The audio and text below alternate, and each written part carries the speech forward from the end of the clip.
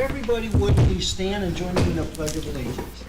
I pledge allegiance to the flag of the United States of America, to the republic for which it stands, one nation, under God, indivisible, with liberty and justice for all. Thank you, and thank you everybody for joining us this evening. Let's do roll call attendance. Angie, are you here? I'm here. Brandy, are you here? Here. For the record, I'm here. Chris, are you here? Yes. Clint, are you here? Perfect. First item on our agenda is consideration of the minutes from the meeting of September 7th as presented in our backup materials. Is there a motion regarding the minutes as presented? All motion to approve. Is there a second? I'll second that. It has been moved and seconded to approve the minutes from our meeting of September 7th. Is there any discussion regarding the minutes or suggested additions, revisions? Seeing none, all those in favor of approving the minutes from our meeting of September 7th as presented in the backup materials, please indicate by saying aye. Aye. Aye. I abstain, I was not there. Okay, 401, and the minutes are approved. Looks like we have nothing under new agenda items, so we'll go right into old business. And the first item that we have on our agenda under this heading this evening is consideration of resolution number 092122. And I will read this resolution into the record. It's a resolution of the Common Council of the Town of New Palestine, Indiana, approving a declaratory resolution of the New Palestine Redevelopment Commission declaring certain parcels in the New Palestine Economic Development Area as the Bakovic Project Allocation Area, amending the Economic Development Plan, therefore, and approving other actions relating thereto. And thank goodness it's only a page and a half. The rest of it says, whereas, pursuant to the provisions of Indiana Code Section 36-7-14 as amended, on the 3rd day of August 2022, the Redevelopment Commission of the Town of New Palestine, Indiana, adopted a declaratory resolution as resolution number 080322A, a copy of which is attached hereto and incorporated herein. And whereas the declaratory resolution declared certain parcels located in the New Palestine Economic Development Area as the Bakovic Project Allocation Area pursuant to Section 39 of the Act, and further found that the allocation area is subject to the economic development activities pursuant to the Act and Indiana Code Section 36-7-25 and following, which declaration was supported by findings incorporated into the declaratory resolution. And whereas the declaratory resolution adopted an amendment to the Economic Development Plan for the Economic Development Area and made certain findings related thereto, all is set forth and further described in the declaratory resolution.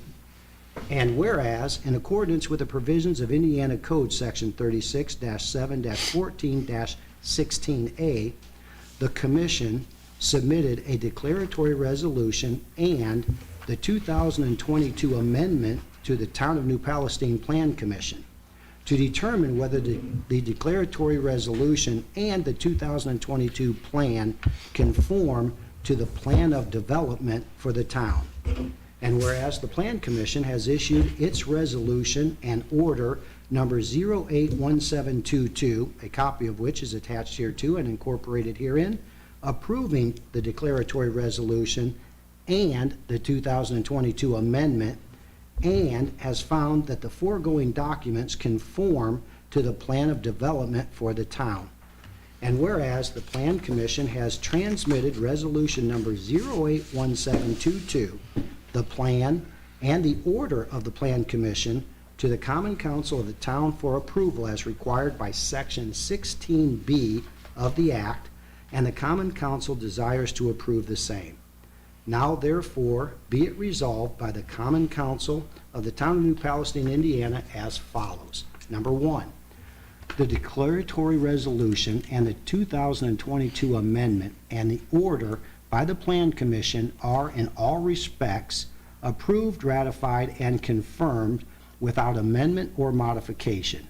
Number two, the council hereby approves the determination that the Bukovic project allocation area continues as an economic development area pursuant to Section 41 and 43 of the Act, and the portion of the foregoing area designated as the Bukovic project allocation area is in fact an allocation area pursuant to Section 39 of the Act. Number three, the clerk of the town is hereby directed to file a copy of the declaratory resolution, the 2022 amendment, the Plan Commission order, and this resolution plan with the permanent minutes of this meeting. Number four, the resolution shall take effect immediately upon its passage.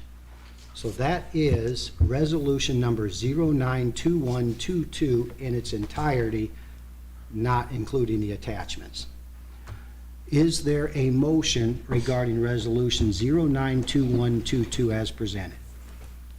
I'll make a motion to approve. I'll second that motion. So now it has been moved and seconded. Is there any discussion regarding this resolution? I would request that Doug break this down into layman terms and explains it to everybody, so that everybody understands exactly what this is, instead of just reading it and the attorney speak that it's written in. Doug, can you maybe make I this speak make some- layman very well. I guess you'll be the judge of that. I'm going to start backwards. So you'll recall that the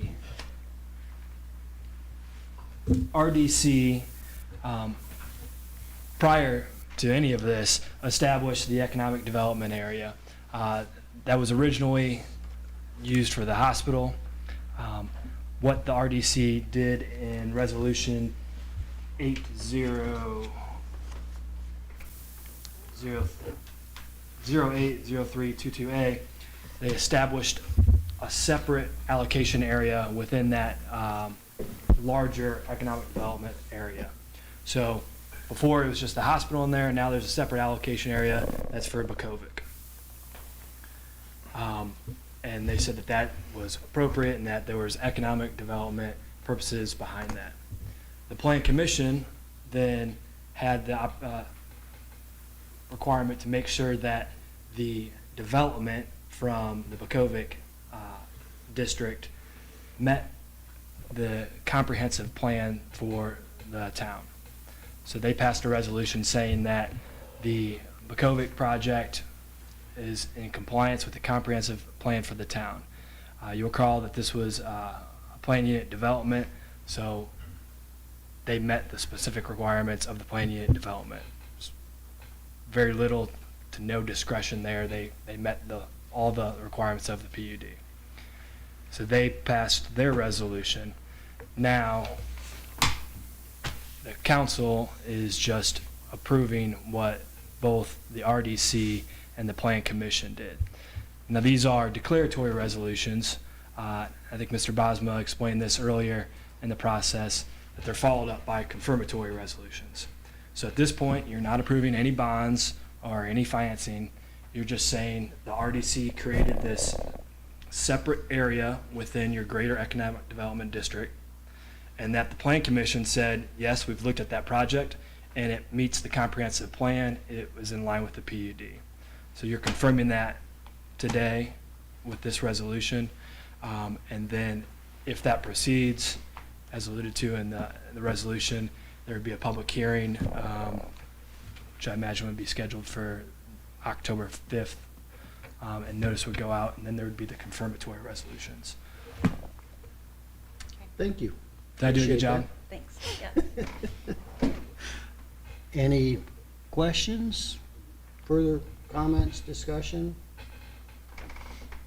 All those in favor of resolution number 092122, please indicate by saying aye. Aye. Aye. Opposed, indicate by saying nay. Nay. Hey, Abstain. Okay, so at this situation, we have a 2-2 tie. And Doug, is it according to statute or our own It is policy? statute. So, okay, so in this situation, there's an Indiana statute that provides a mechanism so that the town council is not deadlocked. We go into a tiebreaker.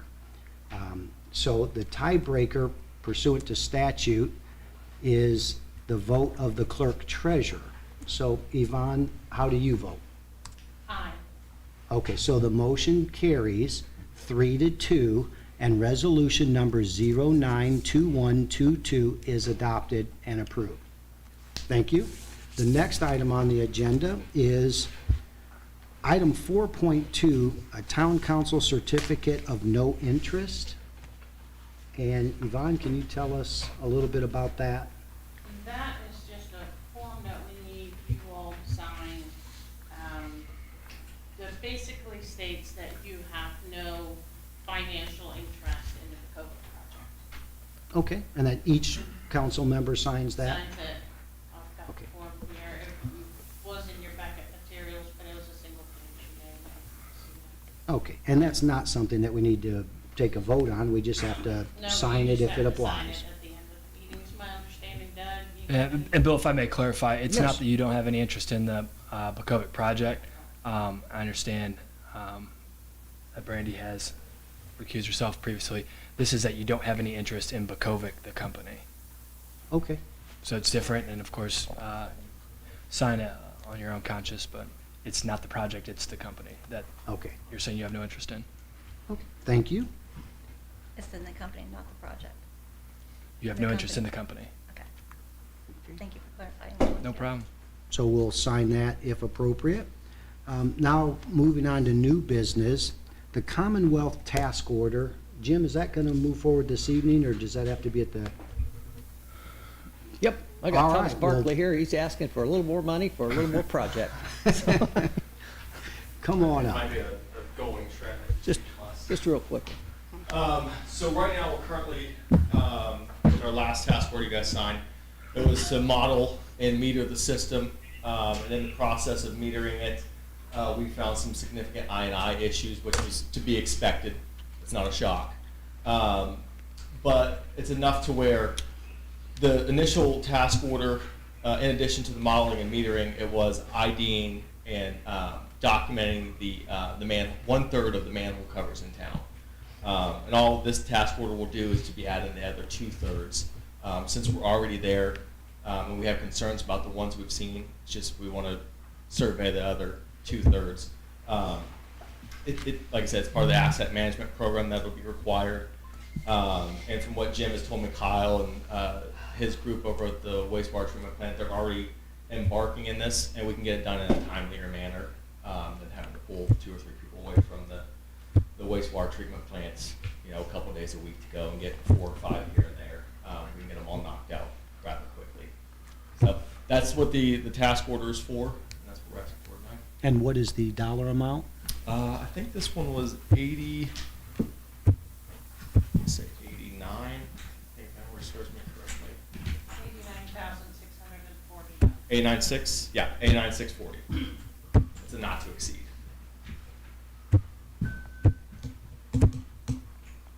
All right, thank you. And Jim, what's your opinion? Well, it's like I said, we have to get it done initially to go through the process. At first, I was a little reluctant, thinking that, we had the GIS system, and Kyle is probably 2/3 through our system. But the way they recognize everything and the way Kyle's taking pictures, it's totally different. So it's something that they have to do in the process, so Okay. it's part of this big apple we're gonna swallow. Okay, thank you very much. No problem. Is there a motion regarding the task order presented by Commonwealth this evening? I'll motion to approve. Is there a second? I'll second that. Okay, it's been moved and seconded, so now it's open for discussion. Are there any comments, questions, concerns? Bill, if I may, Yes, sir.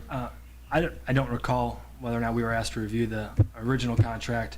I did look over the task order. I didn't see anything out of the ordinary, except under the reimbursable expenses, which is page 4 on my document. You'll notice that there's a cost plus.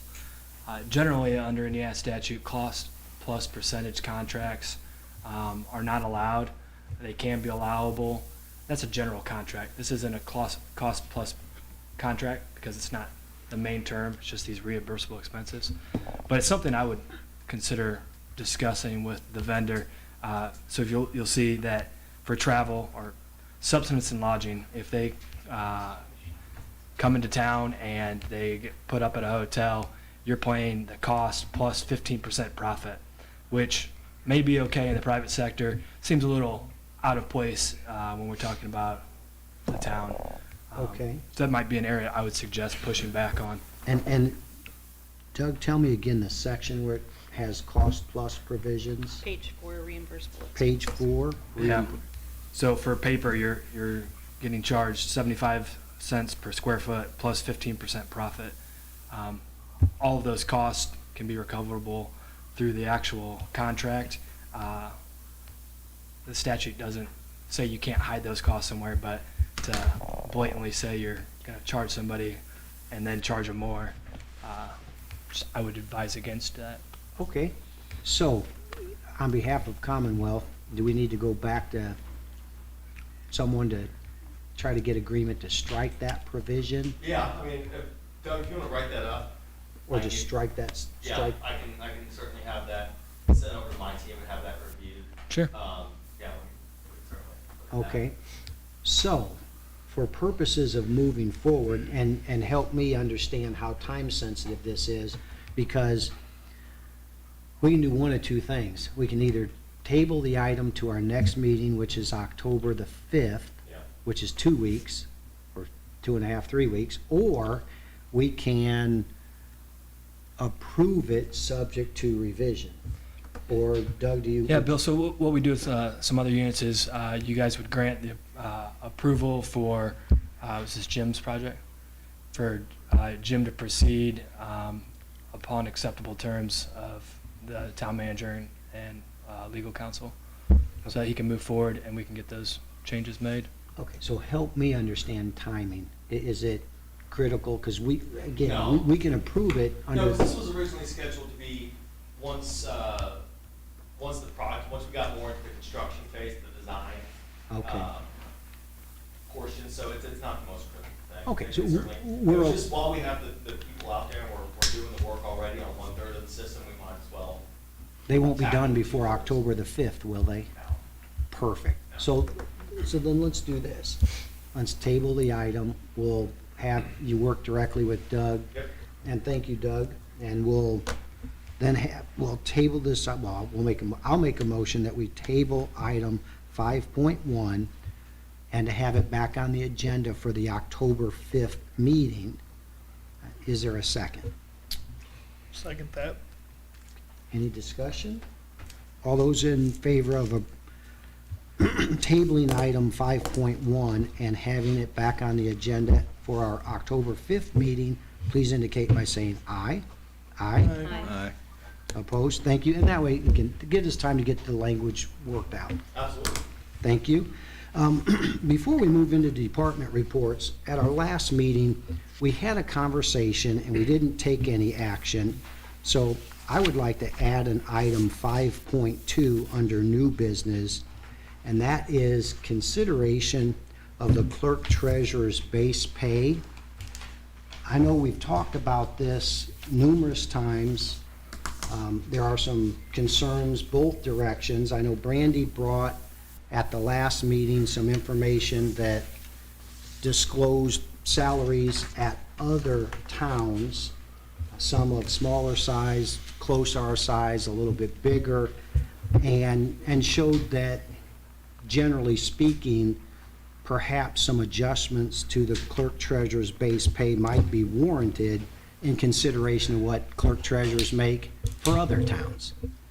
So I would like to make a motion that we raise the clerk treasurer's base pay to the amount of $57,000. Is there a second?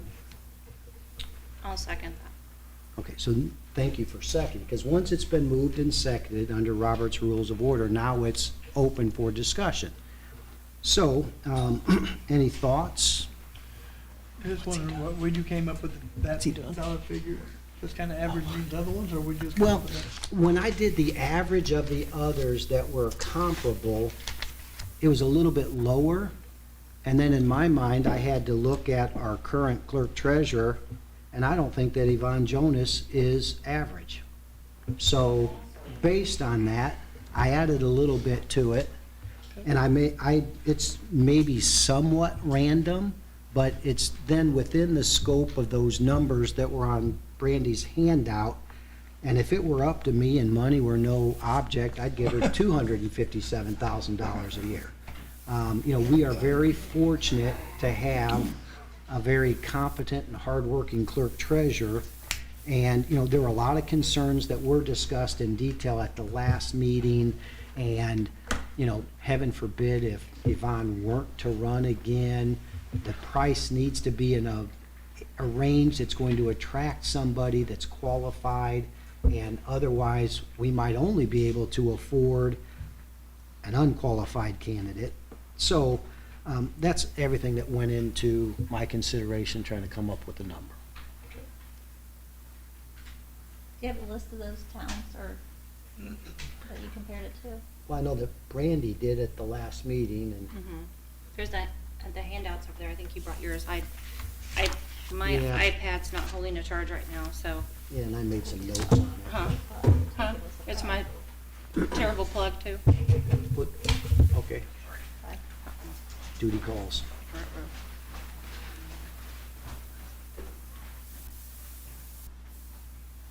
Any other comments, discussion? All those in favor of the motion, please indicate by saying aye. I'm sorry, Bill, point of order. Yeah. Just for clarification, in order, Oh, and you know what, this would, and Doug, I know exactly where you're going. We by motion don't set the clerk treasurer's salary. That is on the salary ordinance. so we need to amend the salary ordinance. So, and we will be adopting a new salary ordinance as part of the budget, is that correct, Yvonne? This will go into the budget, and then the salary ordinance will come after I get Okay, finished so writing. let's not vote on it, other than we definitely have a Adopt the budget, consensus. And then you can still change it and still discuss it. So the request is that you adjust the budget accordingly to 57, please. And like I said, I'd make it 257, but, Now that will so, okay, so yeah, thank you. It's not actually an action item that we vote on. I do have one more question, since Yeah. I missed the last, what were some of the other pros and cons I can really hear about before I can make an educated Yep. decision? Angie, do you want Can to somebody help me out here? discuss the cons? Or would you prefer that I summarize the cons? It would probably be better if you summarized it because I don't have a filter, so it would probably sound better coming from you. If you would then, please feel free to add to. Gotcha. So, unfortunately, there was a point in time, let's just say exactly 3 years ago, where the town had a clerk treasurer that had major deficiencies. In my opinion, and that's just my opinion, we then paid $250, $300 an hour to a CPA firm to do everything that was included within that job description. There is a statute that says an elected official's pay can never be decreased. When I heard that, I didn't think that that could possibly be true because we're not in Chicago. But I looked it up, and it is in fact true, that if an elected official's pay is set, if in the future you get somebody that isn't as competent as the person that you put that pay to, you can't decrease it. So it's my understanding that the biggest reason against raising the clerk treasurer's base pay, which the pay itself, I don't think has been increased in 3 years. I think it's the same amount as 3 years ago, which there's another consideration for the amount of the increase. So if we raise it, it can't be lowered. And what we're hopeful of is by raising it, we either retain the current clerk treasurer or we attract one that's almost as good. I have a question. Have other people's salaries been raised up in the last 3 years? then? Everybody's. Yes, everyone. Okay. Every single person. Has anybody's been lowered in the past 3 years? No. Oh, only in one circumstance that I won't go into details, because it's a personnel matter. And it was a temporary for reasons that, I'm just saying it's not the But norm for generally us to drop speaking, people's pay, right? And no, so, I mean, no. No. what is the big thing about But not being able to but an lower their elected pay? official, you can't I reduce. understand, I'm just Yeah. saying, but we're not really lowering people's pay typically anyway, and everybody else is getting a raise, so it seems like it makes sense to give a raise. Well, you're making it sound like Yvonne's just been at this rate and there's not been any compensation. There have for been it. other That she's ways, gotten some money. which is consistent with what other employees had already received. Yes. And, I mean, in the spirit of full disclosure, I personally asked, if the statute says the base pay cannot be reduced, then let's keep the base pay the same, and let's get really creative, and let's have a car allowance, a lawn mowing allowance, a lunch allowance, a longevity allowance. Yeah, I don't think you can remove any of them either after you give them. Well, I thought you Spousal. could, I I don't thought you think so. could, but Not You according to what can Ted for said. longevity. Yeah, So so- longevity's the one. Yeah. Well, I don't that know you about can't. longevity, but yeah, I'm talking about, so that, again, that was me trying to be Slippery slope, right? creative and find a way that, heaven forbid, and I hope it never happens, but if we were in the unfortunate situation where there was a clerk treasurer that was completely at odds with the council, then you could take away some of those stipends, and I was told no. no, Ted said Yeah. you couldn't. Yeah. And that So, readout, Ted oughta gave And us. Chris, to explain in another way, I think maybe to bring home better what you're asking, and no No. offense to you, she's an elected official.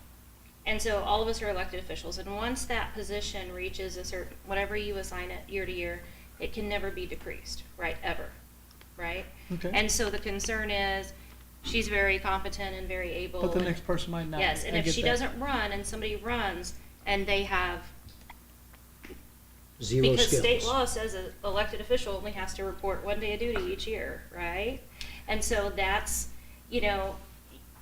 basically, you could find yourself in a situation with someone not capable, right, or qualified to do the Sure. job, but because it's Elected. elected, you're in that situation. The difference is with our other employees, they're salary or hourly, Sure. they're at a certain rate, but if they leave and we rehire for that position, we can Do whatever we do want. whatever we want with that. So that's the difference.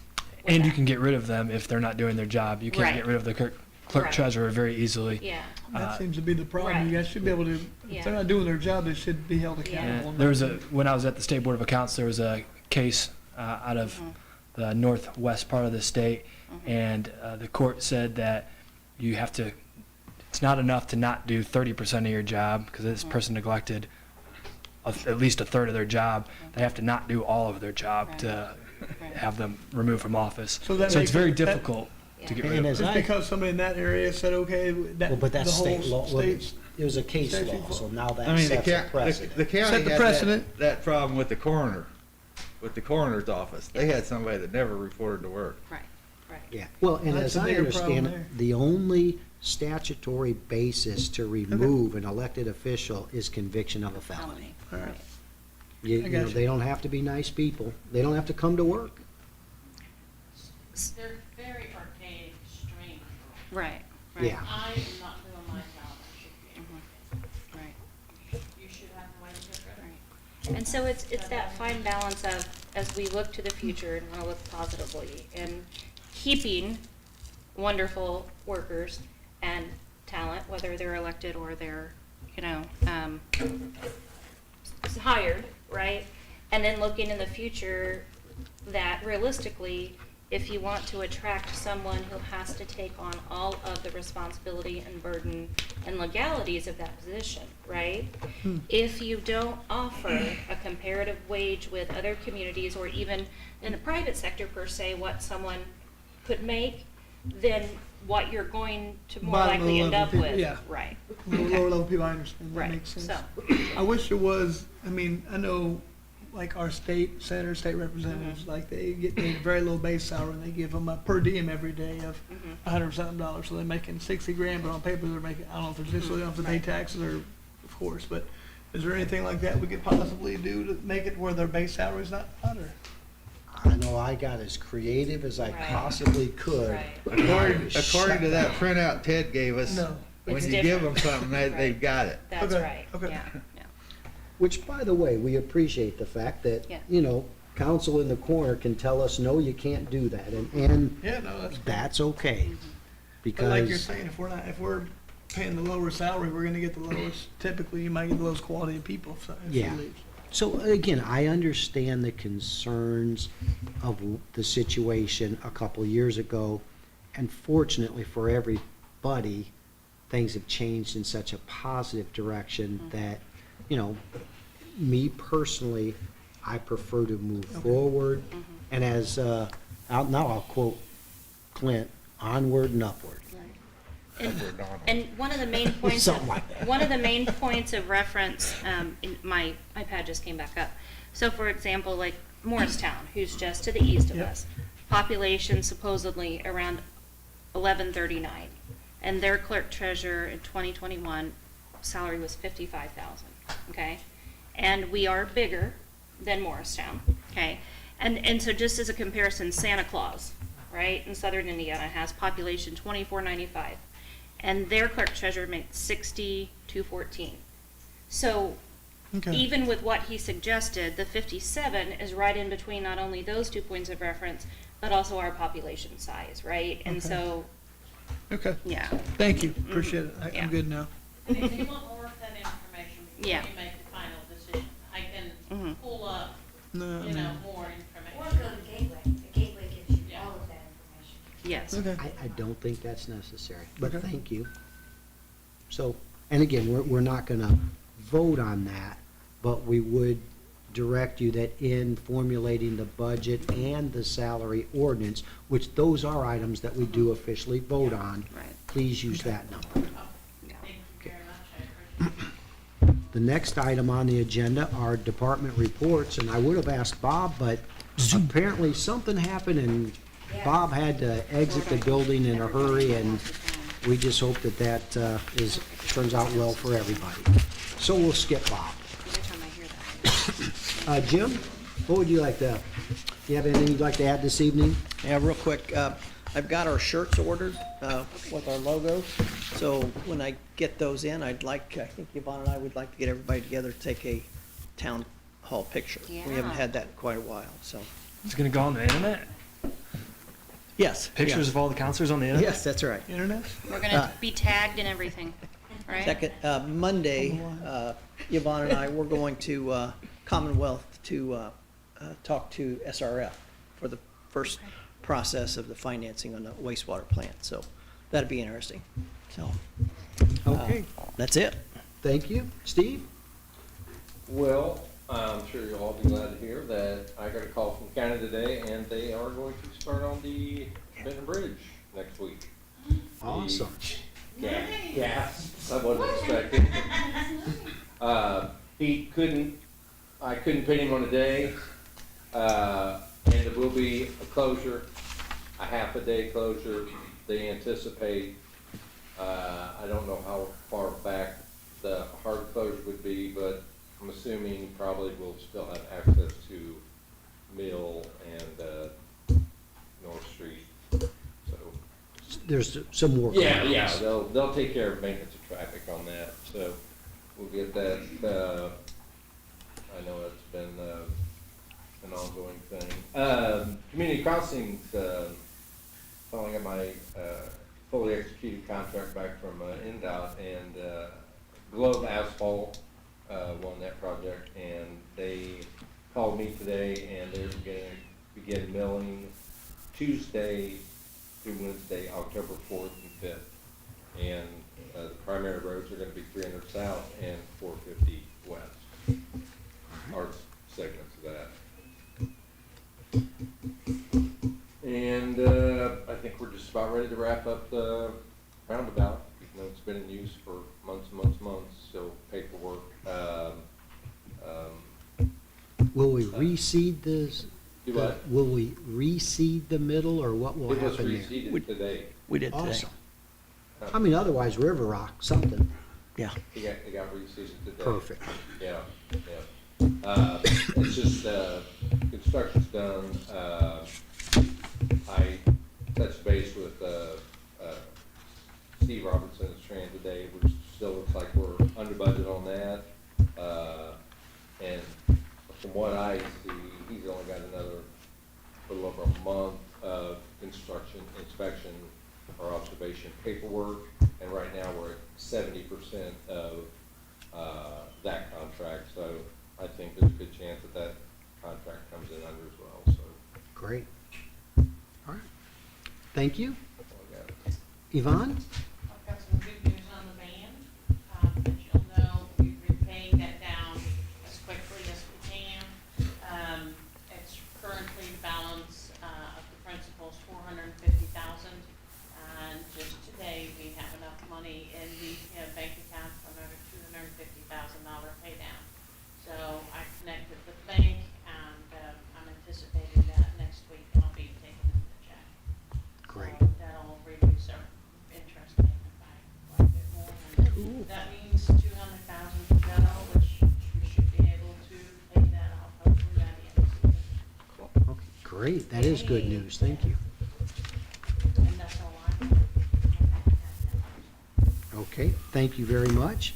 At this point on our agenda, we open the floor for public comments. If there's anybody in the public that would like to address the council, please come on up to the podium, give us your name, and share with us any thoughts you have. No takers? Would you like to introduce your troop and Sure, yeah. Please do. This is actually my three boys here, Troop 254 out of New Palestine. This is Patrick and Alex here, and they're also in our troop as well, so. Okay, and are you working on a merit badge where you need to attend a public meeting? Yes. Yeah. Yeah. All right. Well, thanks for choosing us over the school board. We're happy to have you. Yeah, it's probably less exciting. I don't know. We get exciting Depends on sometimes. the meeting. That's right. We get some good ones going. Any other Nope. public comments this evening? All right, seeing none, we'll move on to council member comments. This evening, I'll start to my far right. Angie, do you have anything you'd like to add this evening? Brandy, do you? I do not. I do not. Chris? No. Clint, anything you'd like to add? Nope. That was fast, quick, and painless. So now we will move on to what I always refer to as my favorite portion of the agenda, and that is consideration of claims, claim number 24351 through 24400, all as presented in your backup materials. Is there a motion regarding the claims? Make a motion to approve those claims? I'll second the motion so that now it is open for discussion. Are there any questions or comments regarding any of the claims? Did you say 24358 to 24400? I sure did. Oh, okay. Thought I heard of one, but Or did I get it wrong? Might have. I might have. Well, I'd have to check the minutes. well, here, how about, just so that, and I think you got them exactly right. It's claims number 24358 and 24400, and everything in between them. Yeah. Okay. Any other question or comments regarding the claims? All those in favor of approving the claims as presented in your backup materials, please indicate by saying aye. Aye. Aye. Motion carries. The claims are approved. Do we have a motion to adjourn? Motion to adjourn. Second, Judge. All those in favor of adjourning, please indicate by saying aye. Aye. We are adjourned. Thank you very much.